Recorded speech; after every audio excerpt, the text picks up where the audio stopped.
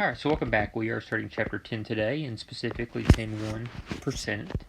And we are reviewing here on this first slide here, we're reviewing how to transition a fraction to a percent to a decimal or vice versa. Okay, so if I give you a percent, you have to give me the fraction or the decimal. If I give you a decimal, you have to give me the fraction or the percent, so forth. Okay. Alright, so we notice on A here, A is 67 over 100. Okay. All right. So what I'm looking for here is I want the other two formats. Okay. This is already a fraction, so I want the other two formats. Okay. So, excuse me. To be able to get a decimal, we're going to do 67 divided by 100. All right. Go ahead and add a couple of zeros there. Bring the decimal up. Let's see. 100 will go into 676 times. Subtract 600. That's 70. Bring down the 0. That's 100. The 7 right there is 700. And we have nothing left over.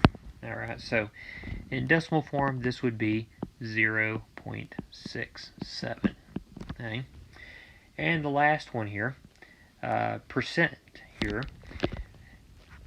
The easiest way to changing number to a percent is by looking at the decimal, and we want to move it 2 times to the right. Okay, now please do not forget that the magic number is always 2, because percentage is a number out of 100, and how many zeros are in 100? That would be 2.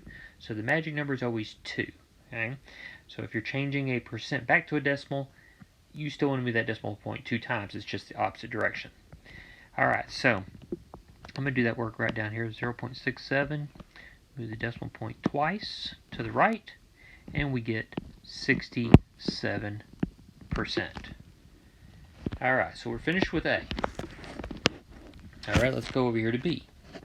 B happens to be a decimal, 0.893. So let's go ahead and change that to a percent first by moving it over twice.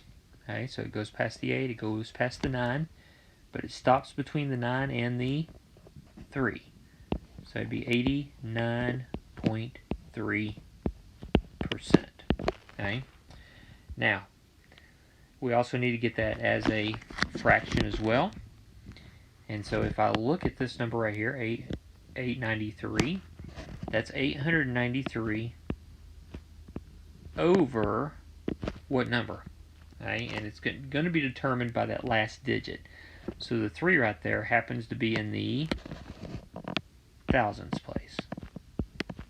Okay, don't forget that's tenths, hundredths, thousands.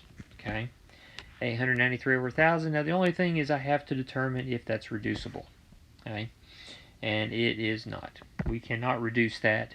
We can't simplify it, so it has to stay as is. Okay, so there's our answers for B. Alright, C in this case is a percentage. So to change this back to a decimal, I want to move to the left. How many times? 2 times. And we're going to get a decimal of 0.698. Alright, just like we did on B, that's going to be 698 over what number? Again, it's determined by the 8, and the 8 is in what position? That would be the thousands place. Okay. Now, that one definitely looks like it can be reduced, since the top and the bottom are both even numbers. Alright, so we have 399 on top when I divide by 2. 399, if I divide 1,000 by 2, I get 500.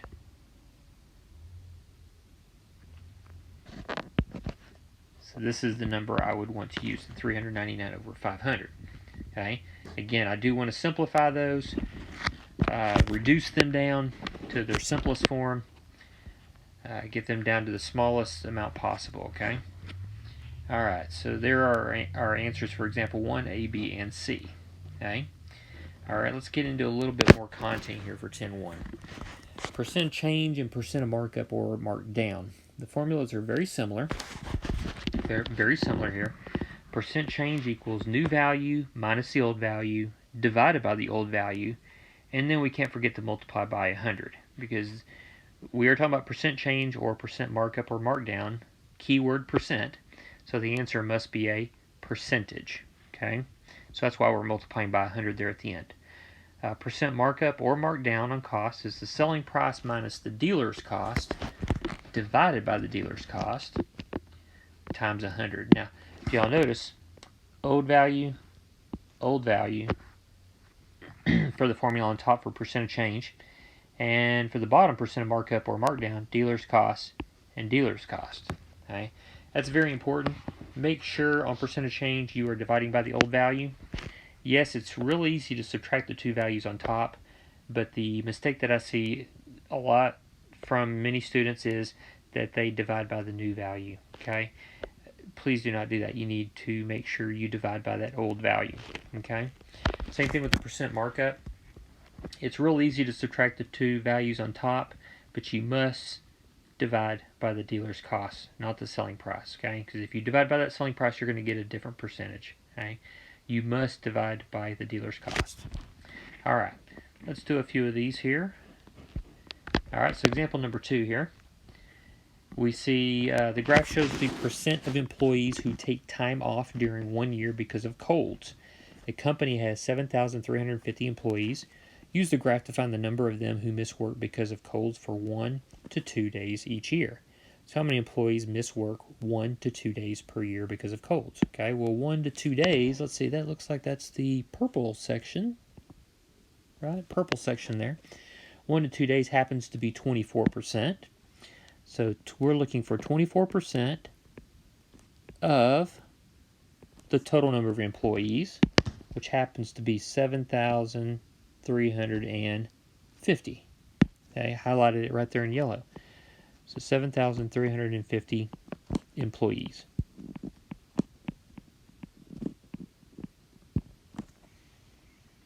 All right, so like what we did on back on example 1 here, let's convert 24% to a decimal. Okay, 24%. That'd be moving the decimal point 2 times to the left. So once, twice. We drop that percent sign, so it'll be 0.24. Of means to multiply. So 0.24 times 7,350. And that's going to give us our answer. So let me grab my calculator here. All right, so we have 7,350 times 0.24 gives me 1,764. 1,764 what? That would be employees. Okay, how many employees missed work 1 to 2 days per year because of colds? Approximately 1,764 employees. All right, and that would work for any of those. So if the question had been changed and it said 5 to 6, it looks like from the chart that's the white section on the graph, and that shows 3%. 3% converted to a decimal would be 0.03, and I would do 0.03 times 7,350 to find out how many employees had missed work 5 to 6 days per year because of colds. All right, example number 3. Population of a country has been increasing for several decades. In 1990, the population was about 245 million people. In 2014, the population was about 293 million people. Determine the percent increase in the country's population during this time period. All right, so we're given in 1990, the population was about 245. Okay, so in 1990, it was 245 million people. And then in 2014, it increased to 293 million people. Okay? Alright, so based on our formulas that we saw a little bit earlier, okay, I'm going to subtract those two numbers, 293 minus 245, okay? Again, it's the new value minus the old value. So new value being the value from 2014, old value being the value from 1990. and we want to divide that by the old value, which is 245, and then we're going to multiply that by 100. Alright, so let me work some of this on my calculator here. 293 minus 245 happens to be 48 over 245. Then we're going to multiply that times 100. Alright, so let's see. 48 divided by 245. Oh wow, it gives me a pretty long decimal here. 0.195918. And I know it keeps going, but I'm going to stop right there at 6 decimal places. Okay.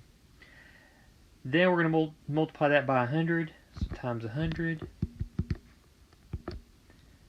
And that comes out to 19.59. I'm going to go ahead and drop that 18 and leave it right there. Okay. So a little bit over 19.5%. Okay. The population of this country, now we don't know what the country is, but the country itself between 1990 and 2014 went up a little bit over 19.5%. Okay. Now you could see a population drop if it says, you know, the population has been decreasing. Okay. Don't be alarmed. Your numerator there, okay, right up here, would be negative. Okay, in that case. Okay. So don't be alarmed if you see your question and it says decreasing, that the population has been decreasing. Okay, so just want to make sure I mention that because I don't want you to be alarmed if that is the case. Okay. Example number 4. Cost of a fish dinner to the owner of the Golden Wharf restaurant is $6.95. The fish dinner is sold for $10.95. Okay, so the cost is $6.95, and he's selling it for $10.95. Okay. All right. So this is using that second formula here. Okay. That selling price minus dealer's cost divided by dealer's cost. Okay. Again, example 3 and 4 they have very similar formulas. Okay. All right, so my selling price, $10.95 minus $6.95 divided by $6.95, and then we're going to multiply that answer by 100. All right, so $10.95 minus $6.95, that's exactly $4. Hey, I could have just wrote 4 there, but we are dealing with money, so I went ahead and wrote out the decimals there. Alright, so let's see. 4 divided by 6.95 is 0.57,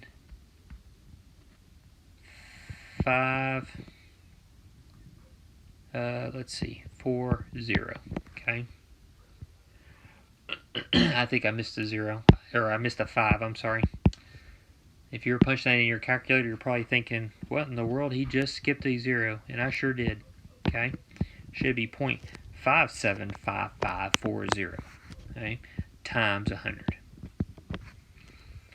Alright, so multiplying that answer by 100 gives us 57.55%, which is how much he is marking up that fish dinner. He's marking that fish dinner up a little bit over 57.5%. Okay. All right, so that concludes 10-1, and if you have any questions, please feel free to send those screenshots with IDK there in the subject line, and I will be more than happy to work them.